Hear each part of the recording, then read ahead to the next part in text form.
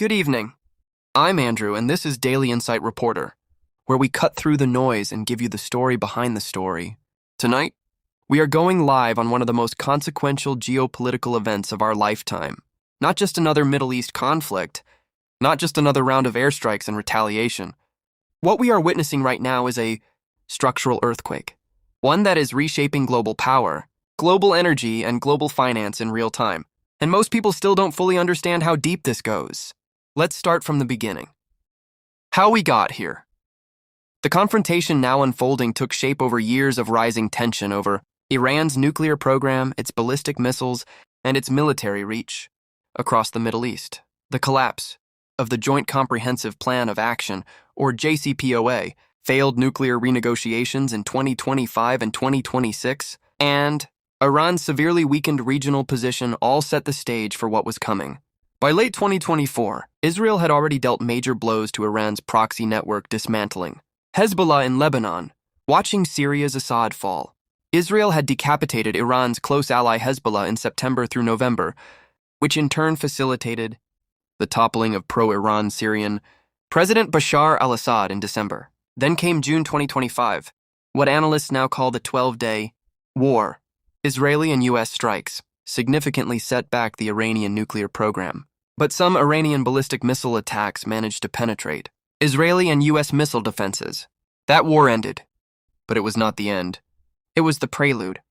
In the aftermath of the 12-day war, Iran's currency entered a free fall, exacerbated by the imposition of new international sanctions. The economic spiral led to the outbreak of protests. On December 28, 2025, which spread across Iran in January 2026. What began as economic frustration became the largest uprising since the 1979 Islamic Revolution, and Iran's response was brutal. On January 8th, security forces unleashed a crackdown, killing at least 30,000 people. According to officials in Iran's Ministry of Health, the world watched. The United States watched. And then Washington moved.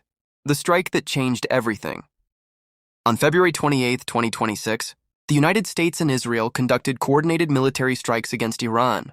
The strikes came at a stunning moment, just as nuclear diplomacy was reportedly making progress. It was, as China's delegate to the UN Security Council put it, shocking that the strikes came just as diplomatic negotiations were underway. But these strikes were unlike anything before. Supreme Leader Ayatollah Ali Khamenei and dozens of senior Iranian officials were killed, throwing the country into political uncertainty. Washington's stated goals included degrading Iran's nuclear program, ballistic missiles, navy, drones, and control of its terror proxies. All of these capabilities have been badly degraded with more than 50 Iranian naval vessels now resting on the seafloor. But here's what the headlines miss. Iran did not collapse. Iran hit back. Iran strikes back and the region burns. Unlike the June 2025 strikes, this current conflict has spread across at least a dozen countries, closed the Strait of Hormuz, the world's major oil artery, and killed more than 2,300 people in the region. Iran has launched waves of drones and missiles at Israel, at U.S. military bases across the Gulf, and at civilian and economic infrastructure. Iranian missiles have targeted the headquarters of the U.S. Navy's 5th Fleet in Bahrain's Jafar area multiple times. The U.S. military has confirmed 13 fatalities from Iranian attacks across the region. According to the World Health Organization, at least 18 hospitals and health facilities in Iran have been hit. Iran has also reported that several schools and residential areas have been severely damaged. The deadliest single incident occurred in the city of Minab, where a strike on an elementary girls' school killed more than 170 people, most of them schoolgirls. This is not a clean, surgical war. This is fire on all sides. And the civilians, Iranian, Gulf, Israeli, are paying the price. The Iranian regime perceives it is in an existential conflict. A slow, protracted war of attrition appears to be Iran's intended outcome. Iranian leaders are calculating that their country is more willing to take casualties and absorb pain than either the United States or Gulf countries. The Strait of Hormuz, the world's most dangerous choke point. Now let's talk about the number that affects every single one of you watching this, whether you drive a car, buy groceries, or run a business. The Strait of Hormuz is 21 miles wide at its narrowest point, forming a seaway between Iran and Oman. Its two unidirectional sea lanes facilitate the transit of around 20 million barrels of oil per day, roughly, 20% of global seaborne oil trade. Iran closed it. Following the closure of the Strait of Hormuz on March 4, 2026, oil and LNG exports were stranded, causing Brent crude to surge past $120 per barrel and forcing QatarEnergy to declare force majeure on all exports. U.S. government officials and Wall Street analysts are now starting to consider the prospect that oil prices might surge to an unprecedented $200 per barrel, and it's not just oil. The maritime blockade triggered a concurrent grocery supply emergency across Gulf Cooperation Council states, which rely on the strait for over 80% of their caloric intake. By mid-March, 70% of the region's food imports were disrupted, forcing retailers to airlift staples, resulting in a 40 to 120% spike in consumer prices. The crisis has further impacted industrial output in the United Kingdom and EU, where chemical and steel manufacturers have imposed surcharges of up to 30% to offset surging energy costs. Japan, which gets about 70% of its oil imports through the Strait of Hormuz, has begun releasing its strategic reserves. This choke point isn't just a military flashpoint, it is the jugular vein of the global economy. And right now, Iran has its hand around it. The Yuan play a challenge to the dollar system. Here's where this story takes a turn that most mainstream coverage is barely touching. There are reports that Iran is suggesting it would consider allowing a small number of oil tankers to pass through the Strait of Hormuz, but only if the oil cargo is traded in Chinese, yuan rather than US dollars. Think about what that means. Imagine you run a highway and you tell truck drivers, you can use this road, but you can only pay the toll in Chinese money, not American money. That is exactly what Iran is proposing for oil tankers at the Strait of Hormuz. Chinese and Iranian vessels are now moving oil settled entirely in Chinese yuan through the CIPS payment system, completely bypassing the dollar. And this isn't improvised. Analysts say this is a plan that has been decades in the making.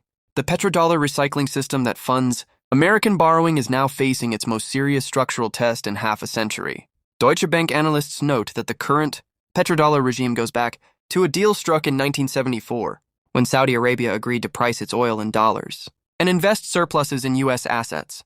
The analysts warn the conflict could be remembered as a key catalyst for the erosion of petrodollar dominance and the beginnings of what they're calling the Petroyuan. If Japan, for example, has to pay in yuan to get its oil through the strait, then Japan needs yuan reserves, not just dollar reserves. This quietly shifts global demand for currencies, from the dollar to the yuan without any dramatic announcement or policy change. Now, to be clear, this does not mean the dollar collapses overnight. China still maintains capital controls. Its financial markets are not as open or as trusted as American ones. Many states continue to prefer the liquidity and legal protections of dollar-based markets. But the direction is shifting, and this war is accelerating it. Multi-domain warfare and what comes next. This war has also introduced the world to a new era of multi-domain warfare. The fighting has spilled over into Lebanon, Iraq, and multiple Gulf states. Israel launched a major campaign in Lebanon following Hezbollah attacks, including airstrikes in southern Beirut. The United States is conducting strikes on Iran-backed militias in Iraq, in response to attacks on U.S. bases and diplomatic facilities. As of April 1, 2026, the UAE alone has intercepted and destroyed 433 ballistic missiles, 1977 drone attacks, and 19 cruise missiles fired from Iran. Using THAAD and Patriot missile defense systems, the battlefield is everywhere now: sea, air, cyberspace, finance, and the costs are staggering. Both China and Russia are showing that any partnerships they have are highly conditional. China and Iran signed a 25-year comprehensive strategic partnership agreement in 2021, while Russia and Iran signed a 20-year comprehensive strategic partnership treaty in 2025, yet neither Beijing nor Moscow has moved to militarily intervene, suggesting these alliances have real limits under real pressure. What this means for you. Let's bring this home. If the Strait of Hormuz stays closed for months, the world will have to significantly reduce its oil and gas consumption, but not before prices spike to a level that forces consumers and businesses to fly, drive, and spend much less. The LNG disruption is also impacting fertilizer production, affecting the agriculture industry in the Northern Hemisphere. The potential price shock during the spring planting season could reduce the planting and yields of corn in the U.S., the main feedstock for American beef, poultry, and dairy, and potentially increase global food prices into 2027. Your grocery bill, your gas pump, your mortgage rate, Your job all connected to what happens in a 21-mile stretch of water between Iran and Oman. As one Gulf Studies professor put it, higher oil prices don't benefit the average U.S. citizen at the gas station. But they do benefit oil companies. And the higher the price of oil goes, the relatively cheaper sustainable alternatives become, which benefits China, since China is way ahead of the rest of the world in producing those technologies. Every crisis has winners and losers. In this one, the losers are clear. The winners are still being decided. So here's where we stand tonight. The 2026 Iran war has spread across at least a dozen countries, closed the world's most critical oil choke point, and killed Supreme Leader Khamenei and dozens of senior Iranian officials. Iran is striking back with everything it has. The new Supreme Leader has vowed to keep the Strait of Hormuz closed. The United States is in a war it entered with clear military goals, but with an enemy that views this as existential and an exit ramp that nobody can see yet. And beneath all of it, the financial architecture of the past 50 years, the petrodollar system is being quietly, systematically challenged for the first time in a generation. The question we leave you with tonight is this: can the United States achieve its military objectives without triggering an economic crisis that hits American households harder than any enemy missile could? And how long before the world's oil market stops speaking exclusively in dollars? We don't have all the answers, but at Daily Insight Reporter, we will keep asking the questions. If this video gave you clarity, share it. Subscribe for daily analysis. Drop your perspective in the comments below. Can the U.S. restore its credibility in the Middle East? And is the petrodollar era entering its final chapter? I'm Andrew. Stay informed. Stay sharp. We'll see you in the next video. Subscribe Daily Insight Reporters.